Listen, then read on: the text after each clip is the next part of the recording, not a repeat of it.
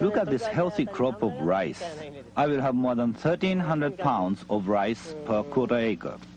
It was grown without chemical fertilizer, pesticides, or agricultural machinery. I stopped using those things more than 30 years ago. All I've done is sow the seeds and spread straw. Nature has done the rest.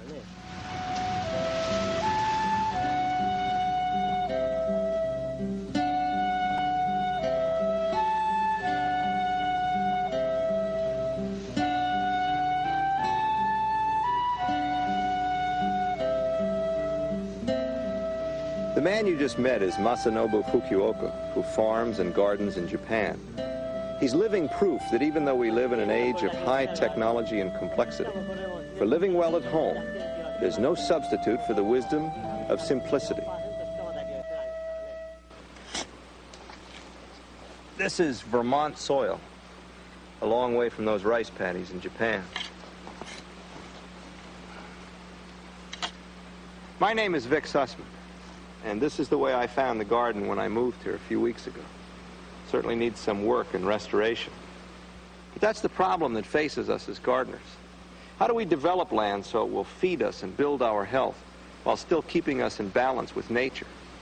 That's why Mr. Fukuoka's story, as told in his book, The One Straw Revolution, and in this film, has such special meaning for me, and I think for you too, because he's moved towards simplicity by imitating nature. Instead of relying solely on technology, he's developed a philosophy and a set of techniques that allow nature to do most of the work. That's what I want to do here at my new place. Find a way to produce food and healthy soil while staying in harmony with the earth. Mr. Fukuoka has done this in his rice fields and his citrus orchard. Now, while I may not grow rice here, I know whatever I do grow will flourish if I can learn to trust and work with nature. Mr. Fukuoka doesn't use chemical fertilizer. He doesn't use pesticide. He doesn't plow his soil or even use prepared compost. He doesn't hold his rice fields in water all summer long the way farmers have done for centuries all over the world. His method requires less work per acre than any other, creates no pollution, and uses almost no fossil fuel. And yet Mr. Fukuoka's rice yields are as high as the most productive farms in Japan. When I first heard about Mr. Fukuoka, I was skeptical. There had to be more to it than just scattering seeds on unturned ground. And then I read his book, and I found that there was indeed much more to it. He grows a permanent ground cover of white clover, and then he spreads a straw mulch to enrich the soil and hold back the weeds. His crops sprout right through the clover. But instead of just telling you about these ideas, let's go back now to Japan to visit with Masanobu Fukuoka. Mr. Fukuoka's farm is near the hillsides overlooking Matsuyama Bay in southern Japan. It's a rich farming area. The climate is mild with plenty of rain. Mr. Fukuoka was raised here, in the village where the Fukuoka family has lived and farmed for more than 1,400 years. He grows about 2 acres of rice and barley, and has a 12-acre orchard of mandarin oranges. This may not seem like much, but in Japan, where field sizes are small, it's considered a large farm. A national highway passes through Mr. Fukuoka's fields. An overhead railroad track has also been built, but is not being used. Students come from all over Japan and the world to learn from Mr. Fukuoka, attracted by his reputation as a teacher and philosopher, and because he's the leading spokesman for natural agriculture in Japan today.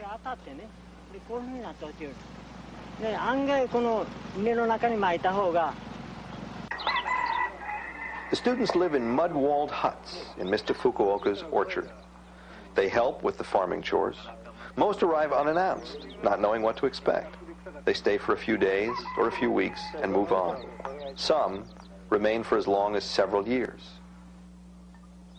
There are no modern conveniences. Students carry drinking water in buckets from the spring, cook meals over a wood-burning fireplace, light their huts with candles and kerosene lamps.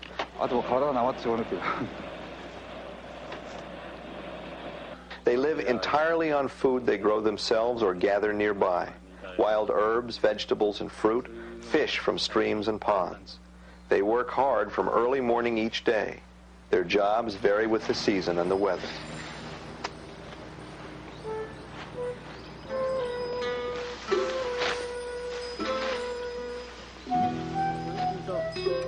The more the farmer increases the scale of his operation, the more his body and spirit are dissipated. He falls away from a spiritually satisfying life. A life of small-scale farming may appear to be primitive, but it allows me to study the great way. I believe that if one deeply understands the everyday world in which one lives, the greatest of worlds will be revealed.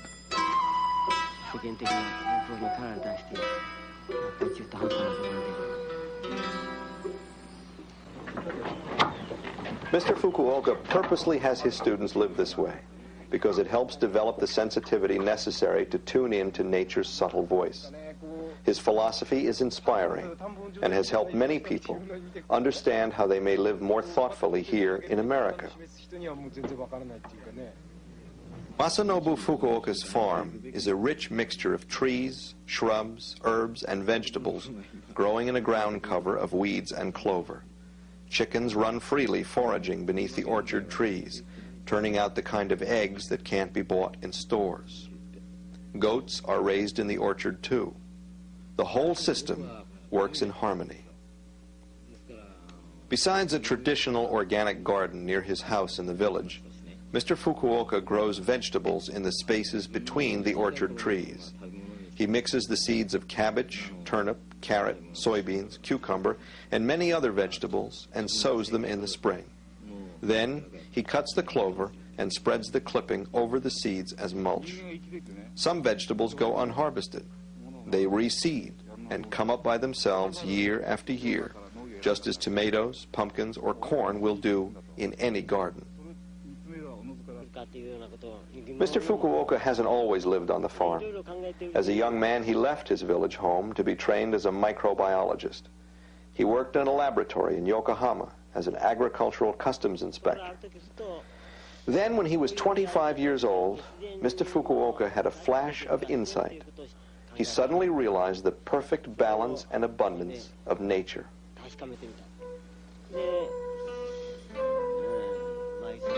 I can still remember it was the morning of the 15th of May.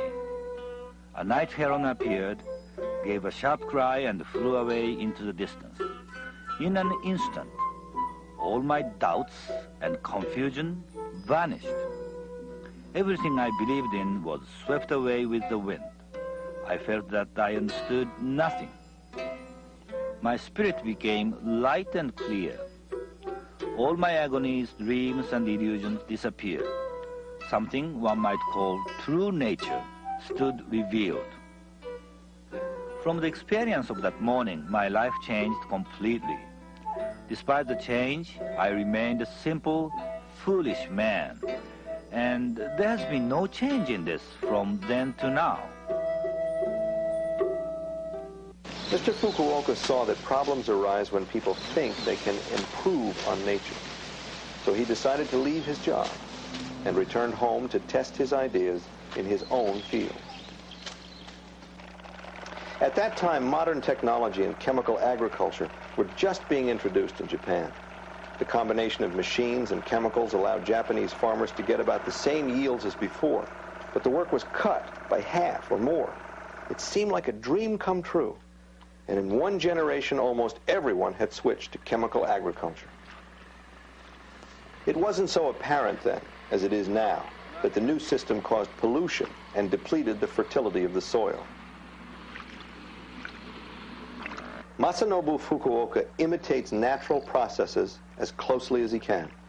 He cooperates with nature instead of struggling to overcome it. Let's see now how Mr. Fukuoka's close-to-nature techniques work in his rice fields. Mr. Fukuoka coats his rice seed with clay, forming tiny pellets before sowing them. Years ago, he tried throwing the rice seed directly onto the ground, the way it would fall naturally. But birds and insects ate much of the seed, or it rotted before it could germinate. Then Mr. Fukuoka got the idea of coating the seeds with clay, pelletizing them, thus preventing birds, mice, and slugs from eating the seeds before they could sprout. Ingenious. To make the pellets, the seed is soaked overnight and then mixed with clay. Then it's pushed through chicken wire and allowed to dry in the sun for a day. Ideally, there will be one seed in each pellet. It's possible to make enough pellets in one day to seed several acres. The rice seed pellets are sown right into stands of ripening barley, about 3 or 4 weeks before harvest. Growing both rice and winter grain like barley in the same field every year helps to control weeds by never letting the land stay idle. It's always too full of rice or barley for weeds to get established. It's also an efficient way to use land. Despite the intensity of double cropping, the soil improves every year because Mr. Fukuoka returns all the rice and barley straw to the soil, which digests it into rich, fertile topsoil.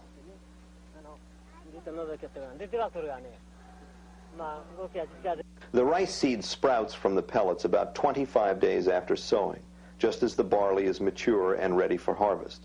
The barley is harvested near the end of May. The rice seedlings are trampled by the feet of the harvesters, but soon recover.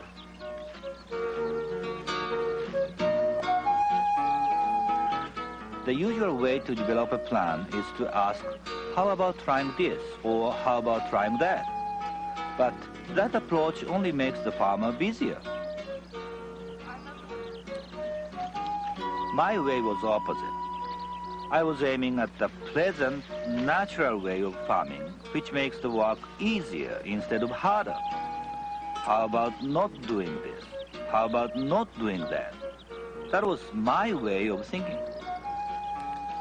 I finally reached the conclusion that there was no need to plow, no need to apply fertilizer, no need to use insecticides. In fact, there are few agricultural practices that are necessary at all.